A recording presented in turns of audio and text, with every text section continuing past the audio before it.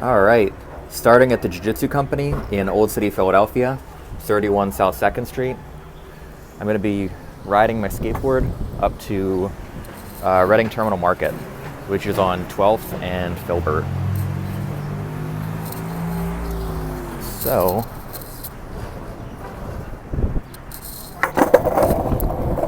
rough.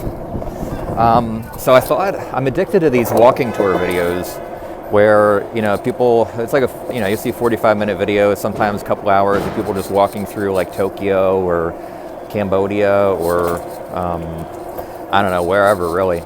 And what's cool about those videos is that, honestly, I don't know what's cool about them. I guess it's cool that you get to see different cities and people explore different parts of the cities. They're not always like super touristy, which is nice. So you get to see people walk down smaller streets and alleys and things like that, which is interesting to me. But there's something, I don't know, they're just mesmerizing to me. And some of the videos, people are talking. Some of the videos, people are not talking. When they are talking, it's usually either some sort of like, I don't know, social commentary or, personal stuff or more often it's like, historical stuff about whatever city they're walking around. And so I thought, well, what if I married my interest in these walkthrough videos with my love of Jiu Jitsu? So what if I talk about Jiu Jitsu as I'm walking through Philadelphia? And it sounds like a good way to completely alienate people who like the walkthrough videos and also alienate people who like Jiu Jitsu. Maybe they'll find both completely uninteresting and they're not going to want to hear what I have to say, and they're not going to want to listen to me talk about Jiu Jitsu while I walk around Philadelphia. Or maybe they're going to be like, you know what? This is awesome. I'm going to watch all these videos back to back for the rest of my life. So that's my thought process. But you got to figure out what to talk about with Jiu Jitsu. So with Jiu Jitsu, there's so many different directions you can go in. You can, yo buddy, how you doing? Happy Friday. Good to see you, man. Totally gnarly. That guy's awesome. So with Jiu Jitsu, like I made a couple of test videos yesterday, and the first one was sort of a breakdown of body lock passing, but it seemed kind of boring because, well, it was not boring to me because I was talking through body lock passing and I know what I'm talking about because I'm talking to myself. But I can imagine from a listener's perspective, it's probably super boring because you might not know what I'm talking about, or my descriptions of what's going on might not be super interesting either. We're on 3rd and Market right now. Green light. So I thought maybe a topic rather than like technical stuff would be good. So I did a couple topics and I started ranting, and my worry with that is that, maybe I alienate some people because some of the stuff I might not explain the right way and I might sound kind of like a jerk. So this is a new attempt today. How you doing, buddy? A new attempt today to do a topical discussion, but I'm going to try to tone it down so I sound like less of a jerk. So I want to talk a little bit about defensive, no, actually I talked about that yesterday. So today I'm going to talk a little bit about things that a white belt can think about when they first start Jiu Jitsu that will be of benefit to them. So as a white belt, you start Jiu Jitsu, you might be a little apprehensive about training because, you go into class and you think it's going to be like, like the Ultimate Fighter or something, and people are going to beat you up. Or you might just not know what to expect at all, and you might not have seen anything about martial arts before, and it might be your first foray into that world. So my thought is, when you go and try a Brazilian Jiu Jitsu school for the first time, one thing that helps a lot is realizing that everybody in there is in the same boat as you were at one point in time or another. Sorry, fire truck in the background. And for the most part, people in Brazilian Jiu Jitsu are pretty nice, welcoming, pretty cool for the most part, more or less. You start taking classes, you'll get comfortable.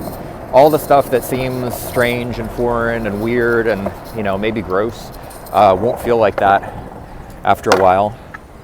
Actually, a very short while. It could be a couple weeks before you get used to that stuff. It's amazing how quickly you adapt. And then what will happen is eventually you start rolling and you start sparring in jiu-jitsu. And that's where the confusion starts.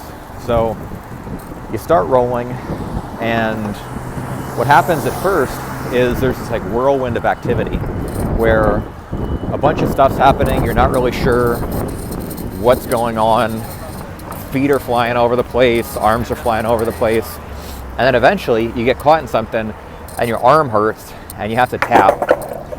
And it's a little intimidating because you don't know what's going on, you don't know how it happened, you don't really know how to improve from that. So here's my advice, and this is the same advice that I have given a number of places on the internet.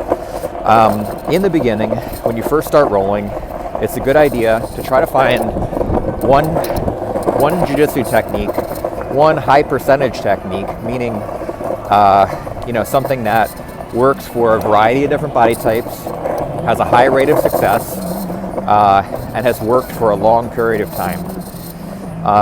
One technique from every major position. So standing position, like a takedown, top of the mount position, bottom of the mount position. So one technique from every major position on the positive and negative side of it. So top and bottom. I'm gonna go down this way, it's a little bit less busy. And so when you do that, what ends up happening is you end up avoiding the confusion of not knowing what to do, right? If you have one move from every major position, there's no guesswork. Sorry, there's a bunch of dust just blew in my mouth, or sand or something. There's no guesswork into what you should be going for when you're on bottom of the mount position. You're on bottom of the mount, I'm going to try to do that elbow escape move. I'm on top of the mount, I'm going to try to do that head and arm choke move, right?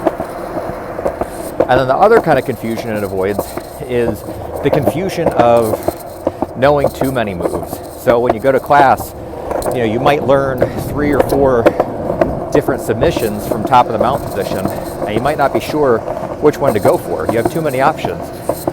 And what will end up happening is, while you're trying to decide which one to go for, you're missing the appropriate moment to do any of them. You might start mixing them together because you're still not totally clear on the details of each technique. And while you're going through your Rolodex of what techniques to do, your technique or your partner or your opponent is already escaping. So the one technique from every major position helps deal with that by reducing the complexity. You just got one move, go for that. It avoids the confusion of not knowing what to do, and then it also gives you something to improve upon. So if you are on bottom of the mount position and you try to elbow escape and you cannot elbow escape, it's a lot easier to understand why you failed the elbow escape than it is to understand why you failed the elbow escape, and then why you failed the bump and roll, and then why you failed the kipping escape, and then why you failed, some other escape, belly push escape. If you just focus on the elbow escape, then you can sink your teeth into that and say, you know what, that did not work, because when I tried to do the elbow escape, my partner grapevined my legs, and I couldn't turn my knee to the ground. So now, how do I solve that problem? It gives you a very clear entryway into the problem-solving process that I think is the heart and soul of Brazilian Jiu Jitsu. So that would be my first piece of advice for students who are new to rolling, is try to have one major technique, one high percentage technique from every major position. Now if we zoom back out a little bit and we talk about what do I mean by high percentage? Generally, high percentage means, it can mean there's a bunch of different types of high percentage, but if you intersect all those things, then to me, the intersection of all the different types is what true high percentage stuff is. So one is high percentage, meaning something that works, is shown to be effective, with a high rate of success in a variety of experience levels. So for example, a rear naked choke, that is something that has a high rate of success. Walking through Chinatown now. High rate of success at various experience levels in various domains. So you see white belts doing it, you see black belts doing it, you see people doing it in the gi, in no gi, in mixed martial arts, in self-defense. So it has broad application in many contexts and many domains. It also works for a variety of different body types. So it can work for, a rear naked choke works for people who are, 5'2", 110 pounds. It works for people who are 6'5", 280 pounds. It works for lanky people, short-limbed people, people who have a sort of a neutral body type. Really, almost anybody, there's some variation of the rear naked choke that is effective with a high rate of success. So it covers the broadest demographic. It covers a high rate of success in the most contexts and in the most circumstances. And then the third intersection is that it stands the test of time, meaning that a rear naked choke has been used. I mean, there's ancient Greek statues or Roman statues or whatever, those old statues from thousands of years ago of people rear naked choking, like lions and stuff like that. Like, it's not a brand new technique that was just invented last year that is successful now. It's a technique that people have been using for thousands of years with great success because by its nature, it is effective. So now if we dig into that point a little bit, standing the test of time, the reason that's important is because there are some techniques that are temporarily high percentage because there's a gap in knowledge, meaning that the technique itself might not be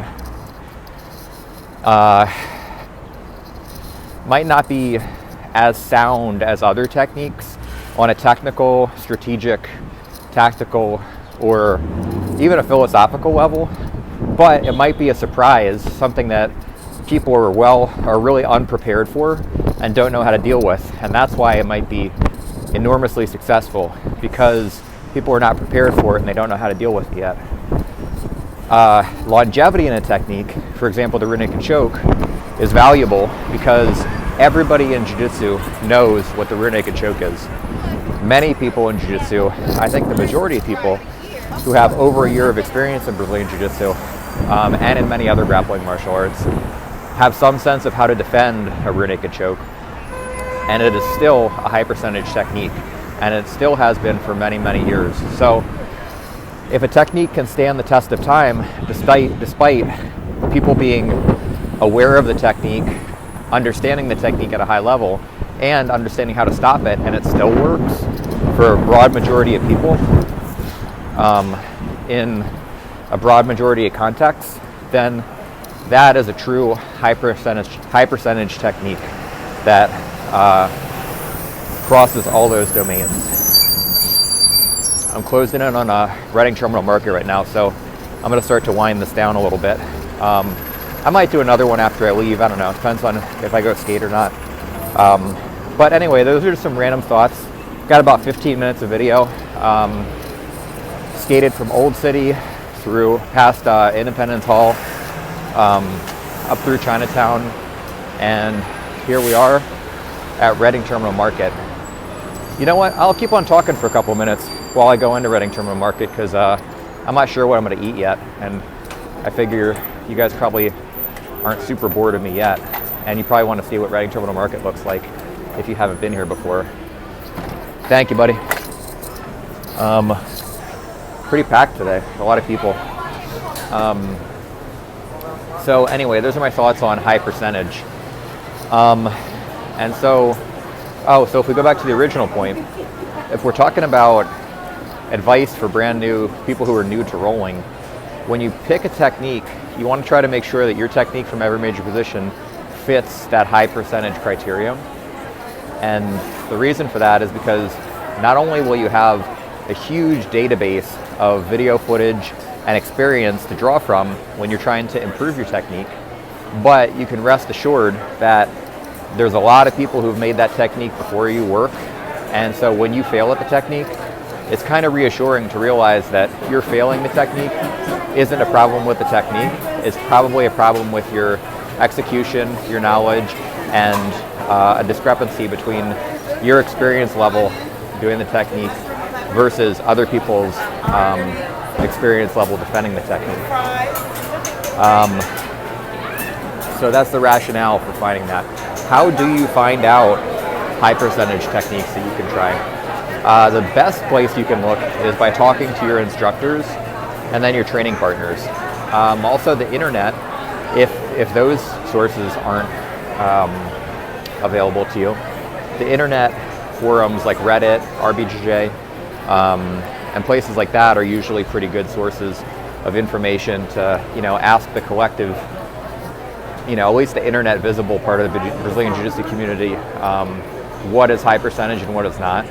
And you'll get some conflicting opinions, but by and large you'll get a general sense of what's high percentage and not high percentage. And then failing that, you can start gathering information by watching a lot of mixed martial arts fights and watching grappling in mixed martial arts. I wouldn't recommend watching Brazilian Jiu-Jitsu matches necessarily because they tend to be a bit esoteric, but watching mixed martial arts, you tend to see a simplified version of Jiu-Jitsu, meaning there's not as many esoteric, nuanced positions as there are in sport Jiu-Jitsu, and it also tends to be stuff that not only is high percentage, but works in something more of a fighting context, which is going to be more familiar to somebody with little to no grappling experience and probably easier to sink your teeth into. All right, well, I'm going to get some dumplings, so I'll talk to you guys later. Bye.